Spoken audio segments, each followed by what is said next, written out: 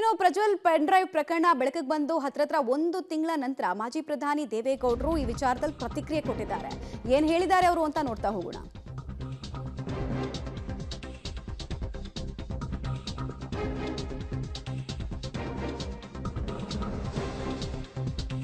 Prajwal case ಬಗ್ಗೆ ಮೌನ ಮುರಿದಿದ್ದಾರೆ ಮಾಜಿ ಪ್ರಧಾನಿಗಳು. ಪ್ರಜ್ವಲ್ ಕೇಸ್ನಲ್ಲಿ ದೇವೇಗೌಡರ ಫಸ್ಟ್ ರಿಯಾಕ್ಷನ್ ಲಭ್ಯ ಆಗ್ತಾ ಇದೆ. ನಮ್ಮ ಕುಟುಂಬದ ವಿರುದ್ಧ ರಾಜಕೀಯ ಕುತಂತ್ರಗಳು ನಡೆದಿದೆ ಅನ್ನೋದನ್ನ ದೇವೇಗೌಡರು ತಿಳಿಸ್ತಾ ಇದ್ದಾರೆ. ಪ್ರಜ್ವಲ್ ವಿರುದ್ಧ ಕಾನೂನು ಕ್ರಮವನ್ನ ಕೈಗೊಳ್ಳಿ. ಪ್ರಜ್ವಲ್ ಬಗ್ಗೆ ಕುಮಾರಸ್ವಾಮಿ ಮಾತಾಡಿದ್ದಾರೆ. ಜೂನ್ 4ನೇ ತಾರೀಕು ಎಲ್ಲವನ್ನ ಮಾತಾಡ್ತೀನಿ ಹೀಗಂತ ಬೆಂಗಳೂರಿನಲ್ಲಿ ಮಾಜಿ ಪ್ರಧಾನಿ ದೇವೇಗೌಡರು ಸ್ಟೇಟ್ಮೆಂಟ್ ಕೊಟ್ಟಿದ್ದಾರೆ.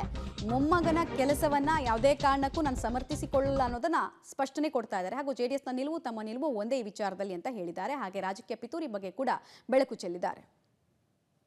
ಈಗ ರೇವಣ್ಣವ್ರ ಬಗ್ಗೆ ಏನು ನಡೀತಾ ಇದೆ ಅನ್ನೋದ್ರ ಬಗ್ಗೆ ಕೋರ್ಟಲ್ಲಿ ಏನೇನು ನಡೀತಾ ಇದೆ ಅನ್ನೋದನ್ನು ನಾನು ಅದ್ರ ಬಗ್ಗೆ ಕಾಮೆಂಟ್ ಮಾಡಲ್ಲ.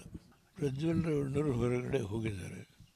ಆ ಘಟನೆ ಬಗ್ಗೆ ಕುಮಾರಸ್ವಾಮಿಯವರು ಇಡೀ ನಮ್ಮ ಕುಟುಂಬದ ಪರವಾಗಿ ಕಾನೂನು ಏನಿದೆಯೋ, ಈ ದೇಶದ ನೆರೆದ ಕಾನೂನು ಏನಿದೆಯೋ ಆ ಕಾನೂನನ್ನು ಒಂದು ವ್ಯಾಪ್ತಿನಲ್ಲಿ ಏನೇನು ಕ್ರಮ ತಗೋಬೇಕು ತೆಗೆದುಕೊಳ್ಳೋದು ಸರ್ಕಾರ ಜವಾಬ್ದಾರಿ ಹೇಳಿದ್ದಾರೆ. ಈ ಮಧ್ಯೆ ಇದಕ್ಕೆ ಒಳಗೊಂಡಿರ್ತಕ್ಕಂಥ ಅನೇಕ ಜನ ಇದ್ದಾರೆ. ಇದರಲ್ಲಿ ನಾನು ಅವರ ಯಾರ ಹೆಸರನ್ನು ಹೇಳಲಿಕ್ಕೆ ಹೋಗಲ್ಲ. ಇದರಲ್ಲಿ ಯಾರ್ಯಾರು ಈ ಒಂದು ವಿಷಯದಲ್ಲಿ ಇನ್ವಾಲ್ವ್ ಆಗಿದ್ದಾರೆ ಅವರೆಲ್ಲರ ಮೇಲೆ ಕ್ರಮ ತಗೋಬೇಕು. ನ್ಯಾಯ ಜನತೆಗೆ ಸಿಗಬೇಕು. ಯಾವ ಹೆಣ್ಮಕ್ಳು ಇದರಿಂದ ಅಪಾಯಕ್ಕೆ ಸಿಕ್ಕಿದ್ದಾರೆ ಅವರಿಗೆಲ್ಲ ಪರಿಹಾರ ಕೊಡಬೇಕು. ಇದೆಲ್ಲ ವಿಷಯವನ್ನು ಕುಮಾರಸ್ವಾಮಿ ಬಿಡಿಸಿ ಹೇಳಿದ್ದಾರೆ. ನಾವು ಪ್ರಜ್ವಲ್ ಬಗ್ಗೆ ಕ್ರಮ ತೆಗೆದುಕೊಳ್ಳೋದ್ರ ಬಗ್ಗೆ ಯಾವ ತಕರಾರಿಲ್ಲ.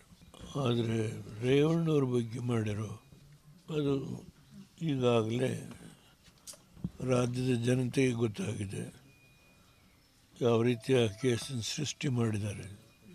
ಒಂದು ಕೇಸ್ ಮುಗಿದು ಬೇಲ್ ಕೊಟ್ಟಿದ್ದಾರೆ. ಇನ್ನೊಂದು ನಾಡಿದ್ದು ಜಡ್ಜ್ಮೆಂಟ್ ಇದೆ ಸೋಮವಾರ. ಅದು ಕೂಡ ಹೇಗೆ ನಡೀತು ಅನ್ನೋದ್ರ ಬಗ್ಗೆನೂ ನಾನು ಮಾತಾಡಲಿಕ್ಕೆ ವಿಶ್ಲೇಷಣೆ ಮಾಡಲ್ಲ.